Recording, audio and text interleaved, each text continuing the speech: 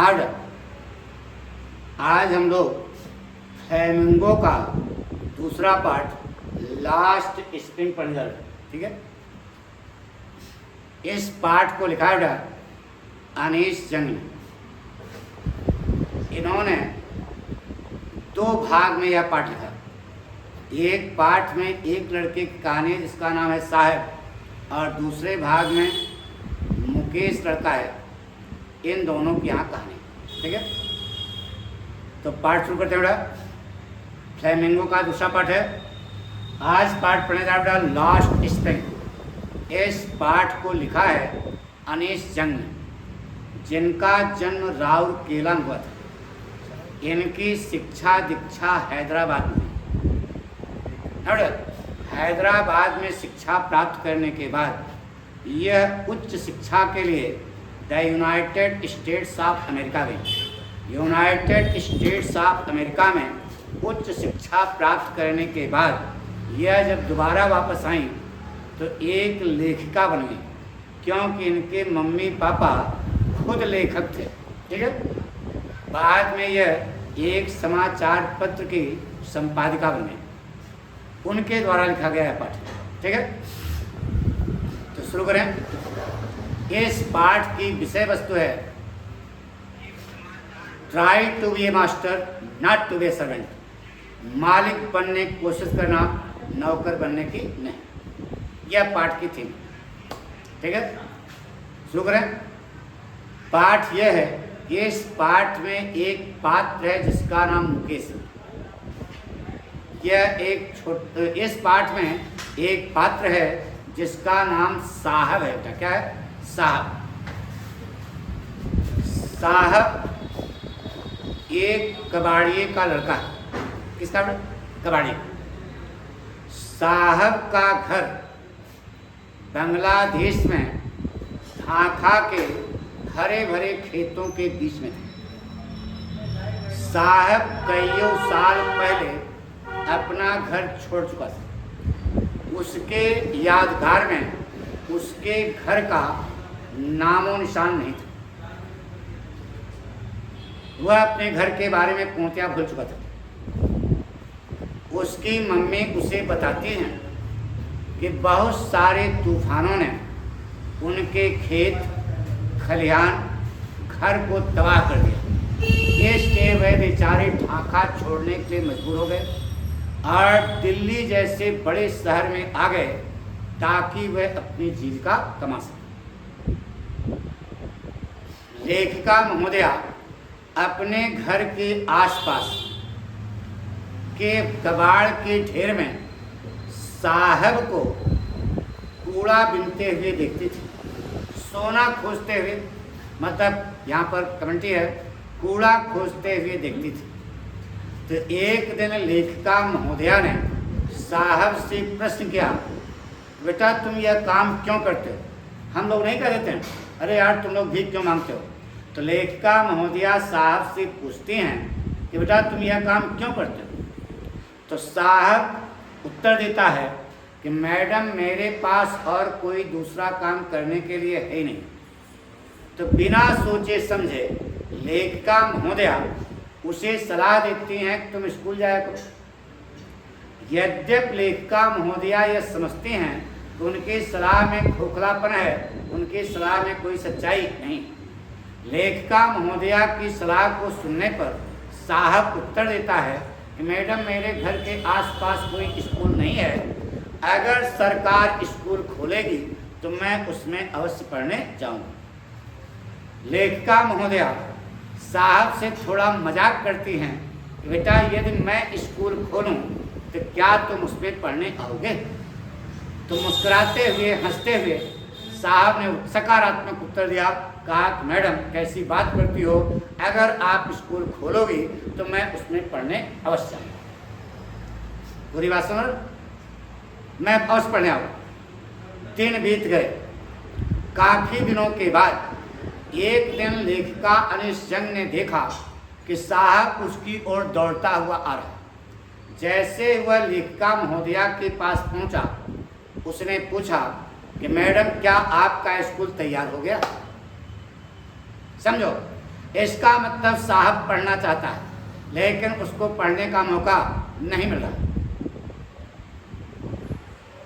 साहब की जुबानी इस प्रश्न को सुनने पर लेखिका महोदया स्तंभित रह गई, आश्चर्यचकित रह गई, घबरा गई, क्योंकि उन्होंने वादा किया था।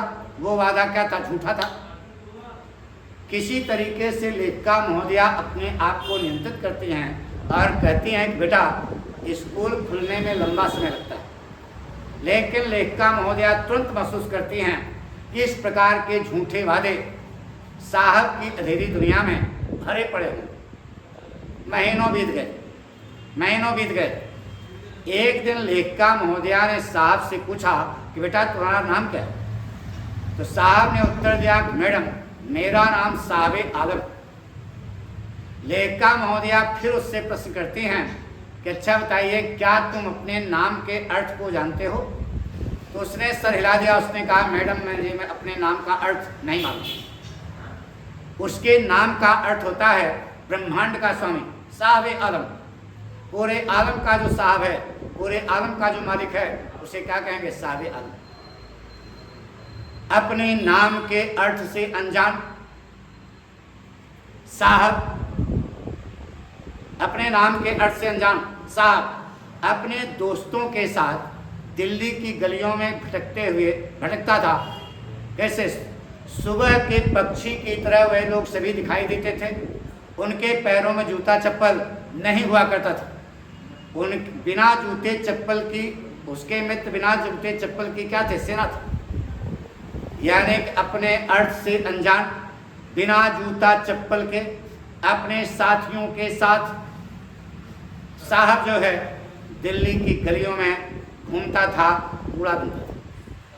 पूरा जो समझा। सुबह के समय वह सभी पक्षी की तरह दिखाई देते थे और दोपहर के समय क्या हो जाते थे? गायब हो जाते थे।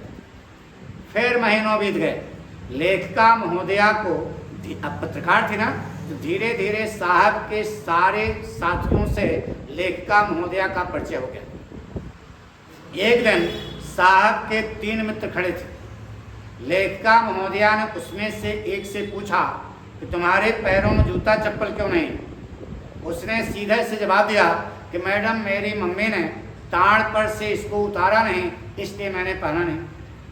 उसके बगल में एक दूसरा लड़का खड़ा था जिसने जूते तो पहने थे, लेकिन उसके जूते मैच नहीं कर रहे थे। उसने कहा कि मैडम, अगर इसकी मम्मी ताड़ पर से जूते उतार देती, चप्पल उतार भी देती, तो यह उन्हें फेंक देता, पहनता ना।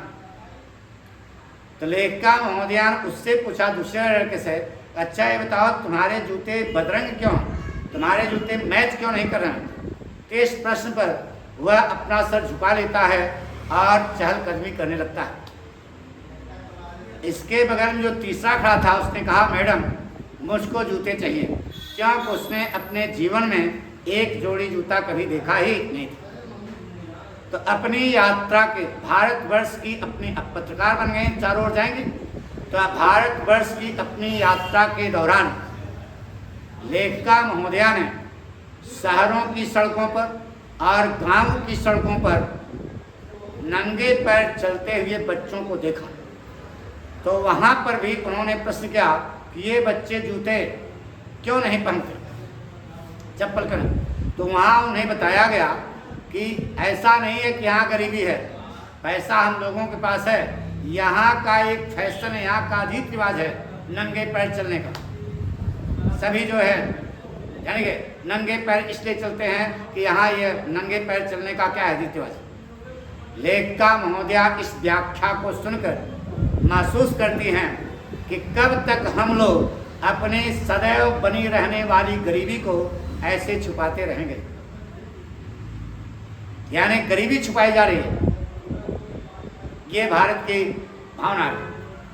फिर कहा जाए, लेखिका महोदया एक कहानी याद करती है। एक बार उडुपी, दिल्ली में एक जगह है उडुपी, उडुपी से एक आदमी लेखिका महोदया के पास आया और उसने अपने बारे में लेखिका महोदया को एक कहानी बताई। कहानी यह थी कि जब वह एक नान का बच्चा था तो स्कूल जाया करता था। स्कूल जाते समय एक पुराना मंदिर मिलता था। उस मंदिर में उस लड़के का बाप क्या था? पुजारी था। उस आदमी का बाप जो है क्या था? पुजारी था। जब वह मंदिर के मुख्य द्वार पर पहुंच जाता था तो थोड़ी देर के लिए खड़ा होकर देवी जी से प्रार्थना किया करता था एक जोड़ी जूते के लिए। कहानी बता गया उदपी से जो आदमी आया था, एक जोड़ी जूते के लिए वह देवी जी से प्रार्थना किया करता था। 30 साल बीत गए। एक दिन लेखिका महोदया ने दिमाग में एक योजना बनाई कि चल करके उसके यहाँ देखा जाए। तो लेखिका महोदया वहाँ उदपी गई जहाँ पर वह आदमी रहता था। ठीक है, तो देखा कि वहाँ निर्जन एरिया था, कोई मनईक बच्चा नहीं था, मंदिर बिल्कुल सुनसान था। मंदिर में घुस गए। जब सुनसान था दर्शन करके सीधे मंदिर के पीछे वाले आंगन में गई जहाँ पर नौका पुजारी रहता था। यानी बाप मर गया था, वो लड़का जिसने देवी जी से प्रार्थना की थी एक जोड़ी जूते के लिए, वह अब पुजारी बन गया था। जब वहाँ मंदिर के पीछे वाले आंगन में पहुंची तो लेखिका महोदया को पता लगा कि वहाँ कुछ लाल और सफ़ेद रंग की प्लास्टिक की कुर्सियाँ पड़ी थी, एक फोल्डिंग बेड पड़ी थी। इतने में एक छोटा सा लड़का जो भूरे रंग की ड्रेस पहने हुए था, जूता मोजा पहने हुए था, अपने पीठ पर एक स्कूल का झोला लिए हुए था, हाँफते हुए वहाँ पहुँचा। जैसे वह वहाँ पहुँचा उसने अपने पीठ पर से झोले को उतारा और फोल्डिंग बेड पर झोला पटक दिया। उस बच्चे के इस कारनामे को देखकर लेखिका महोदया ने उस आदमी को याद किया जिसने देवी जी के सामने एक जोड़ी जूते के लिए प्रार्थना किया करता था। देवी जी ने उसकी प्रार्थना स्वीकार कर ली थी। वह जूता पहना और जब उसको जूता मिल गया था तो उसने देवी जी से प्रार्थना की थी कि माता जी यह जूते मेरे कभी खोए ना। तो परिणाम यह था कि उसका लड़का भी आज जूता मोजा पहने हुए था।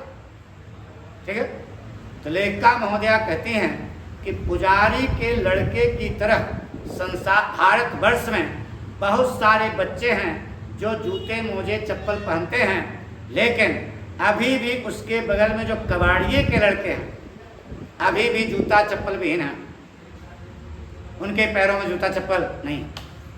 उन कबाड़िए के बच्चों से लेखिका महोदया का जो परिचय हुआ, इससे लेखिका महोदया प्रेरित हुई सीमापुरी जाने के लिए। दिल्ली में सीमापुरी एक जगह, कबाड़िए के बच्चों से लेखिका महोदया का जो परिचय हुआ, इस परिचय ने लेखिका महोदया को प्रेरित किया कहाँ जाने के लिए? सीमापुरी।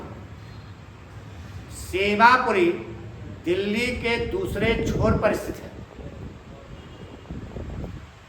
दूसरे जो दिल्ली से मेन दिल्ली से मीलों दूर है। ठीक है, दिल्ली से दूसरे छोर पर स्थित है, दिल्ली से मीलों दूर। जो लोग वहां पर अवैधानिक रूप से रहते हैं, कहाँ पर? सीमापुरी में, वह 1971 में बांग्लादेश से भाग करके आए थे। उन परिवारों में से एक परिवार किसका है? साहब का है। उन परिवारों में से एक परिवार किसका है? साहब का है।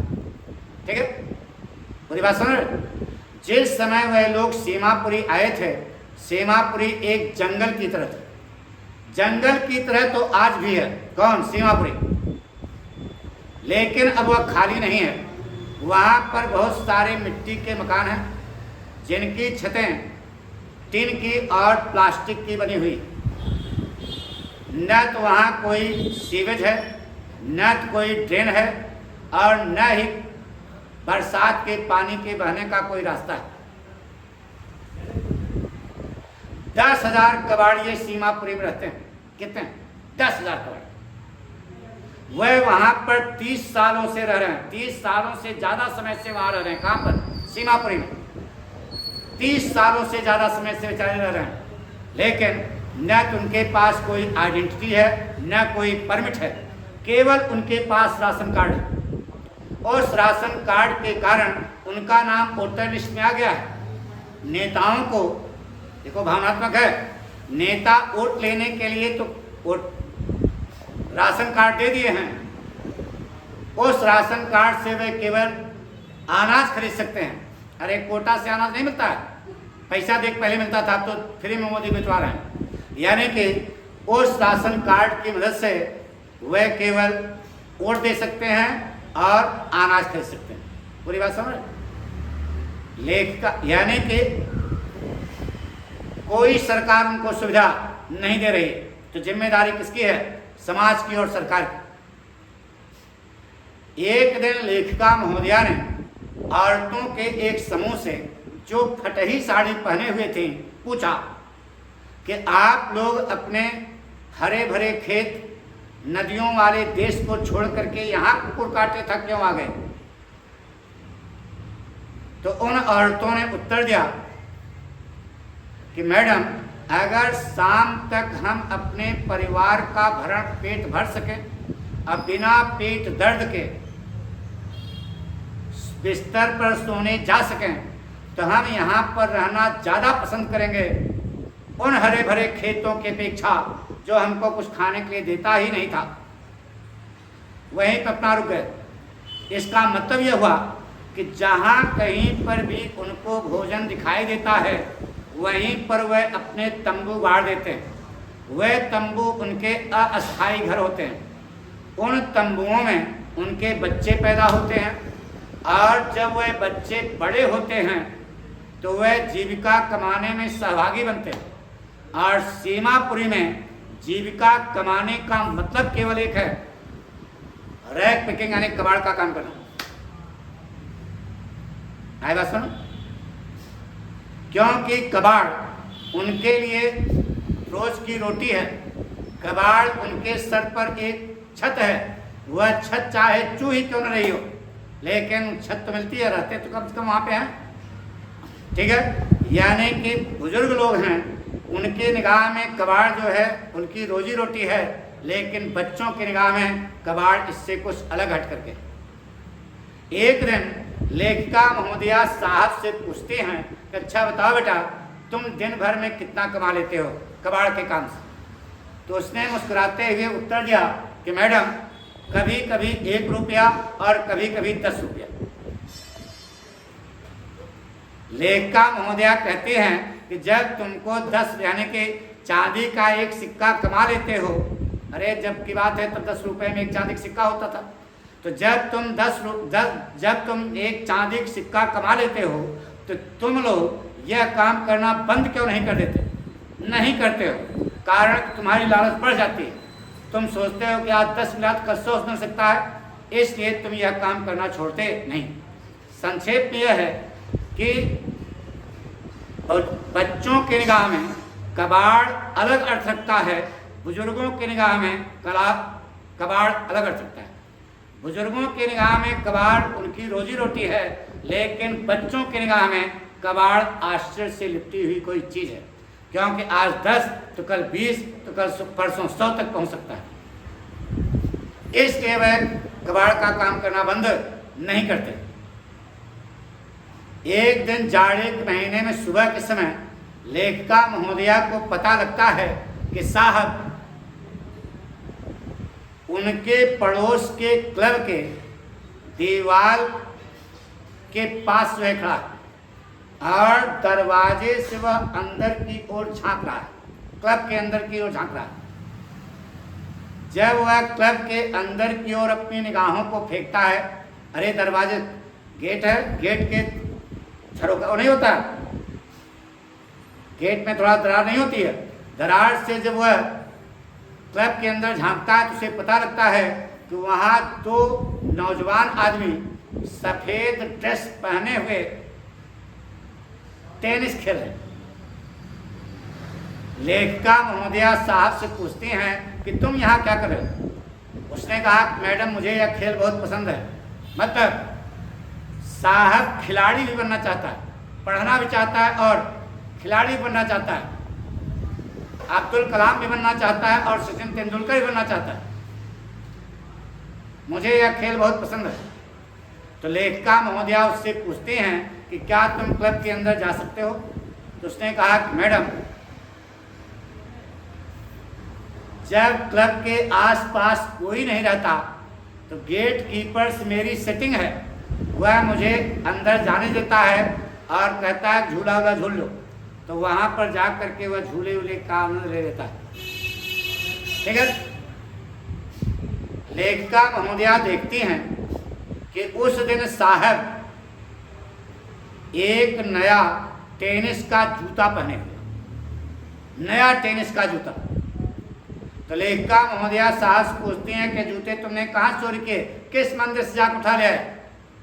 तो वह व्याख्या करता है कि मैडम, मैंने जूतों की चोरी नहीं की, बल्कि किसी ने यह जूते मुझको दिए हैं।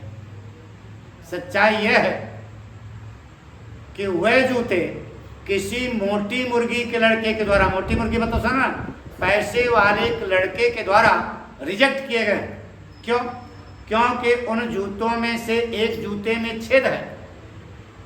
साहब के लिए छेद कोई समस्या, साहब के लिए जूते के छेद में है, इससे कोई उसको समस्या नहीं हो रही, क्योंकि उसका सपना साकार हो रहा है। वह तो जो एक बच्चा बिना जूते चप्पल के दिन भर दिल्ली की गलियों में भटकता है, उसको जूता मिल गया, उस जूते में एक छेद है, तो उस छेद से उसको कोई प्रॉब्लम नहीं, उसका सपना तो साकार हो रहा है। लेकिन वह खेल जिसे वह बहुत ध्यान पूर्वक देख रहा था, वह खेल जो उसे बहुत ज़्यादा पसंद था, वह उसकी पहुंच से बाहर था, क्योंकि वह बेचारा क्या था, गरीब था। यानी एक लड़का पढ़ना भी चाहता है, ऊपर बताया, लेखक खिलाड़ी साहब पढ़ना भी चाहता है, साहब खिलाड़ी बनना चाहता है, लेकिन दुख इस बात का है उसको मौका नहीं मिल रहा है, क्योंकि वह क्या है, गरीब, भावनात्मक है। ठीक है।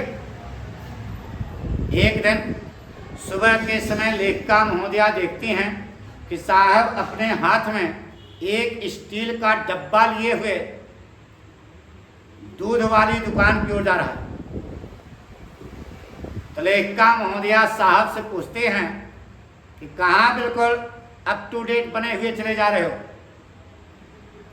तो साहब सड़क के उस पार नजदीक ही एक चाय की दुकान की ओर इशारा करते हुए कहता है कि मैडम, मैंने उस चाय की दुकान पर नौकरी कर ली, मुझको 800 रुपया महीना मिलता है, अब पेट भर के भोजन भी मिलता है, कोई चिंता की बात नहीं।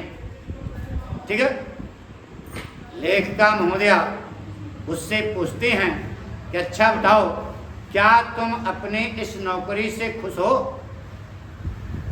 बताइए बेटा, जरा कल्पना करिए कि एक चाय की दुकान का मालिक एक नान के बच्चे से अपने दुकान पर कैसे काम करवाता है, सब मालूम है। एक कप धो, प्लेट धो, यानी कि डांट करके, ठीक है, तो गाली दे करके काम करवाता है। तो उस लेखिका महोदया के इस प्रश्न को सुनने पर कि क्या उसे वह अपनी नौकरी पसंद करता है, तो साहब कुछ बोलता नहीं है, वह अपना सर झुका लेता है। उसी समय लेखिका महोदया उसके चेहरे को पढ़ती हैं और उसे पता लगता है उसके चेहरे पर कोई चार्म और आकर्षण नहीं है, उसके चेहरे से फ्रीनेस गायब हो चुकी है। क्यों? अब तो नौकरी करने लगा, उसके चेहरे से फ्रेशनेस क्या हो गई है, गायब, कोई चमक नहीं उसके चेहरे पर। क्यों? उसे लेखिका महोदया को ऐसा लगा कि वह जो स्टील का डब्बा अपने हाथ में लिए है वह ज़्यादा भारी है उस प्लास्टिक के थैले की अपेक्षा, जिस प्लास्टिक के थैले को अपने कंधे पर रख करके वह दिल्ली की गलियों में घूमा करता था। क्यों? क्योंकि वह प्लास्टिक का थैला उसका था, लेकिन स्टील का डब्बा जो उसके हाथ में है वह उसका नहीं है, बल्कि उस चाय की दुकान के मालिक का है। यानी कि साहब अब अपने आप का मालिक नहीं रहा। जब वह प्लास्टिक का थैला अपने कंधों पर रख करके दिल्ली की गलियों में घूमा करता था, उस समय वह अपने आप का मालिक था, लेकिन आज वह अपने आप का मालिक नहीं है, नौकर हो गया। ठीक है। तो पाठ से क्या खुशी नहीं रहेगी, यानी कि नौकरी करने से आप अपने जीवन में कभी खुश नहीं रहोगे, यह पाठ बता रहा है। तो पाठ ने आपको सिखाया कि try to be a master, not to be a servant. मालिक बनने की कोशिश करना, नौकर बनने की नहीं। यह पाठ है। एक भाग बताया, अगला भाग इसको पढ़ा लेंगे, बाद में फिर बताएंगे। Thank you.